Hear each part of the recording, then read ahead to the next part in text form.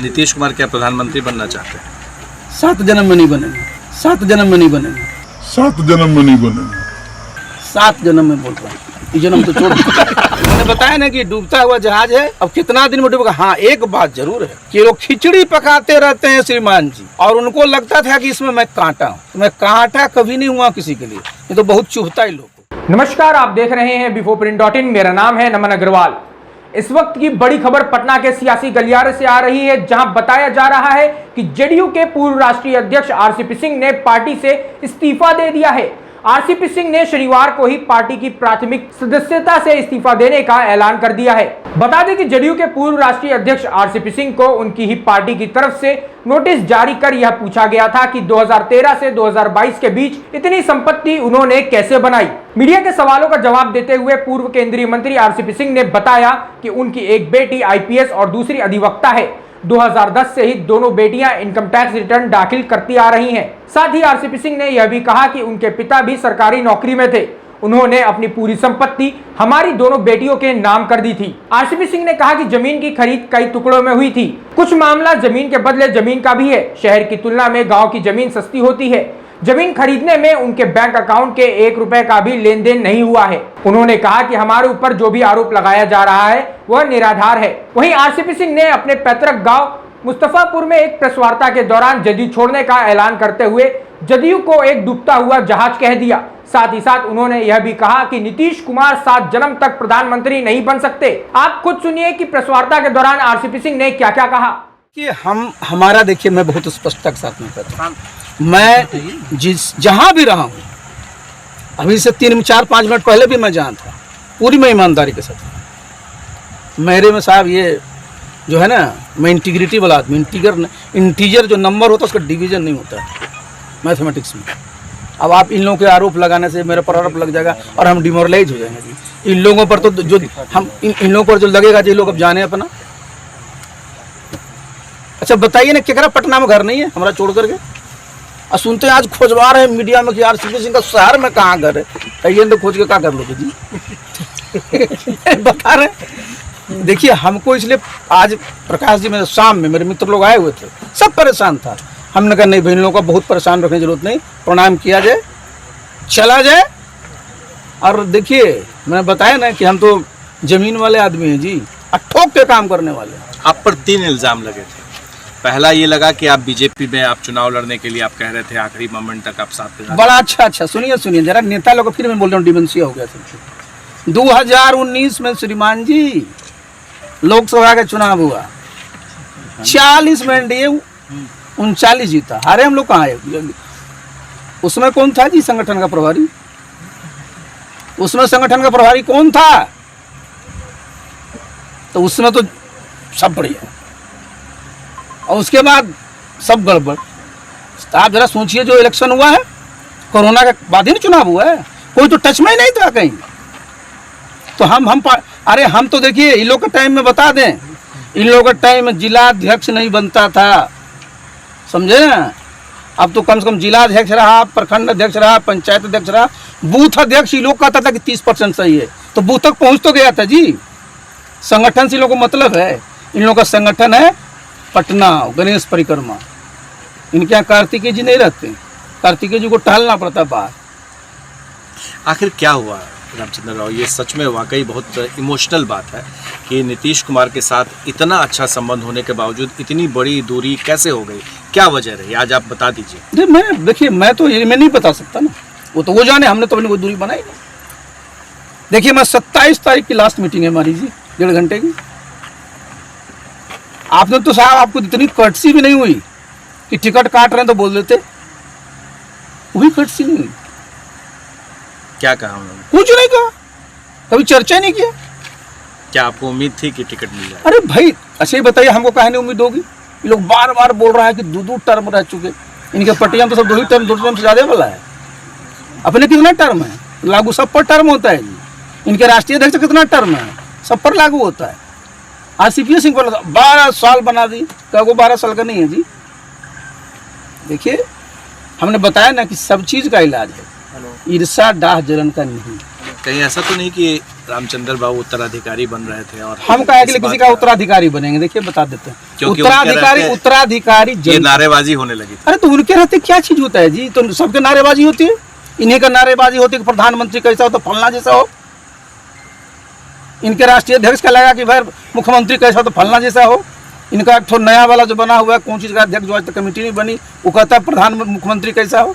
अरे वर्कर है, आप बोलता क्या मुख्यमंत्री कैसा हो? वो तो नहीं कह रहा कि मुख्यमंत्री को हटा के बना दीजिए वो तो बोल रहा है मुख्यमंत्री कैसा हो। अरे भाई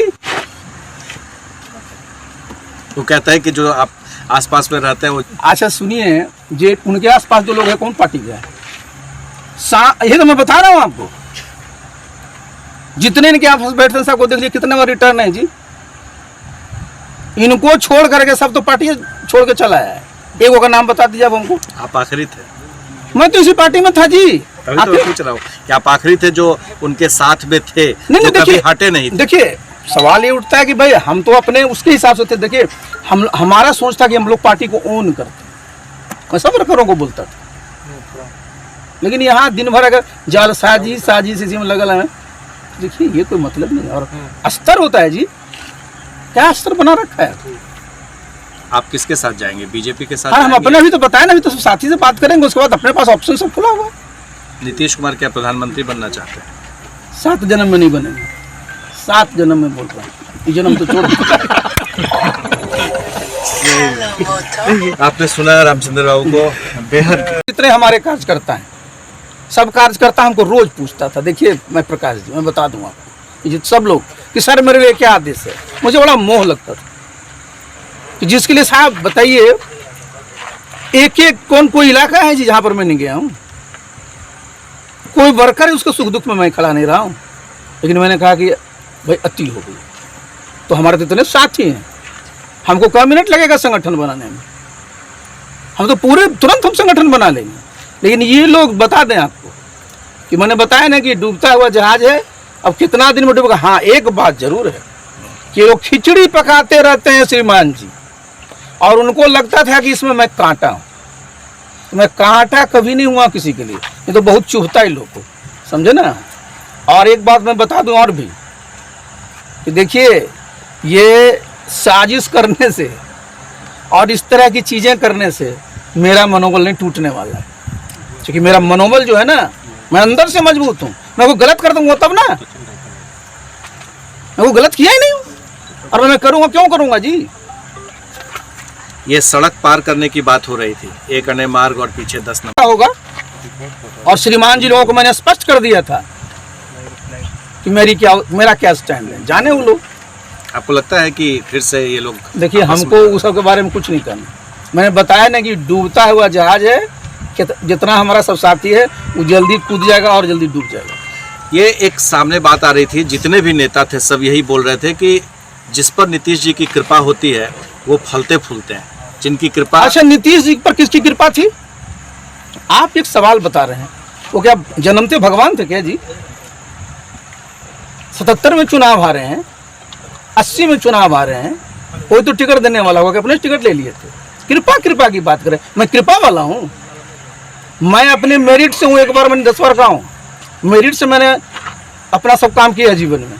कृपा कोई ना कोई तो रहेगा ही टिकट देने के लिए। बुलाए, हम गए थे इनके दरखास्त लेकर के कि मुझे बुलाइए, कभी नहीं। और मैंने पूरी ईमानदारी से किया है, और ये लोग को जब रात में नींद खुलेगी ना तब याद आएगा, और जब इस पृथ्वी से जाएंगे ना तो हिसाब देना पड़ेगा वहाँ, ये मैं बता दूं। 2017 में अचानक क्या हुआ था? आप बीच में सेतु बने थे नीतीश कुमार और नरेंद्र मोदी के बीच में, आरोप लगाने के पीछे क्या मंशा? मैंने बताया ना आपको, जानबूझ करके मेरे इमेज को टार्निश करता हूँ। देखिए ऐसा है ना, मैं तो 40 साल मेरी सेवा हो गई थी, कई बार लोग लगे हैं, मेरी कई बार होते रहता है, समझे ना। जालसाज लोग, साजिश करता लोग, तो ये काम बच गया। लेकिन मैं देखिए, मैं जमीन का आदमी हूँ और मैं फील्ड का आदमी हूँ, और मैंने आज तक जिस पद भी रहा है पूरी गरिमा के साथ काम किया। चल जाए उत्तर प्रदेश में पता कर ले तो बता दे, किसी का चाय पिया हो, इन्हीं के साथ केंद्र में मंत्री रहे ना, बता दे किसी का चाय पिए हैं, अभी मंत्री रहे, बता दे। क्या बोल रहे हो जी?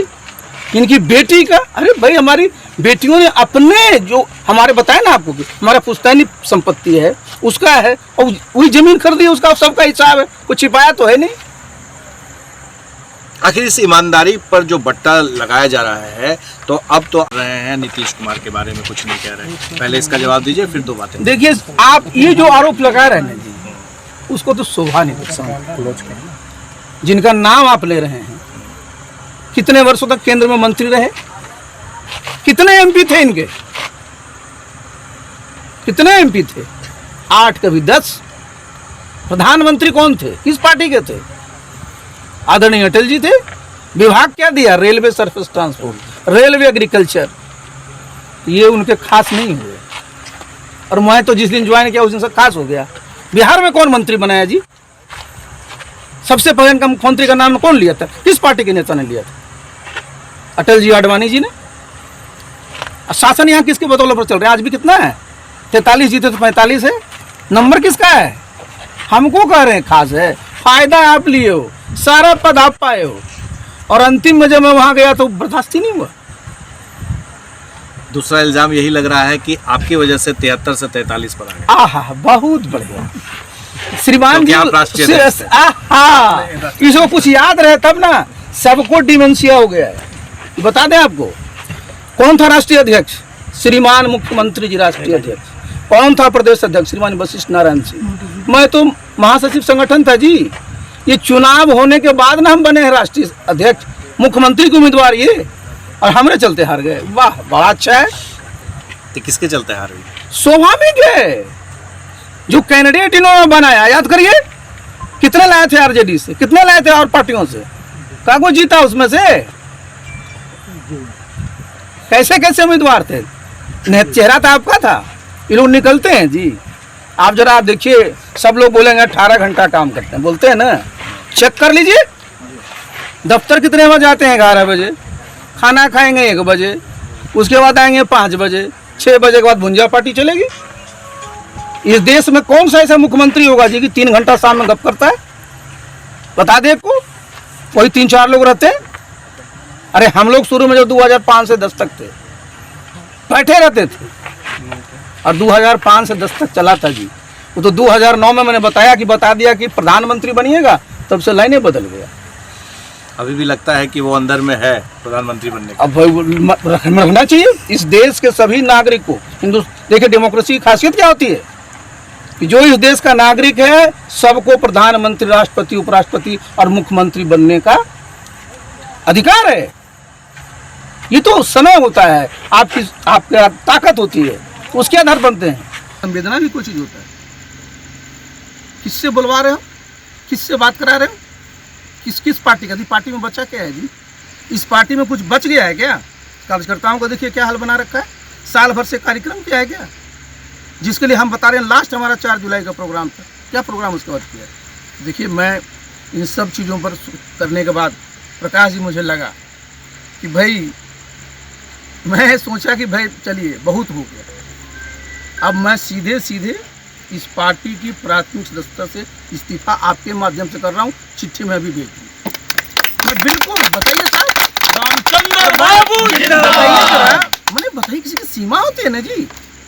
आप हमको पूछ सकते थे कि नहीं पूछ सकते, 2 आदमी चिट्ठी भेज दिया, मार कर रहे हैं, कुछ तो पढ़ा करिए, और लागू सब पर होता है जी। तो मैं क्या ऐसे लोगों के साथ रहूँगा। और वैसे भी आप जरा देख लीजिए, ये तो बिल्कुल डूबता हुआ जहाज है। मैं तो अपने सब वर्करों से कहूँगा कि जहाँ काम होना है वहाँ चलो, अपने साथ रहो मजबूती से। क्या करोगे इन लोगों का झोला ढो करके, यहाँ तो जितने सब झोला, पहले जितना लोगों को देख लीजिए चुनाव में खिलाफ काम किया, सब लोग महिमा मंडित हो रहे। जो चुनाव लड़ा, मुख्यमंत्री का उम्मीदवार बन के घूमा, वो सब महिमा मंडित हो रहा। और हमको बता रहा कूट संपत्ति, हमारा संपत्ति तो मैं बता ही दिया, हमारा संपत्ति तो हो, ये बता दे कहीं पर संपत्ति। अगर आपको हमारा वीडियो पसंद आया हो तो इसे लाइक करें, सब्सक्राइब करें और साथ ही बेल आइकन दबाना ना भूलें।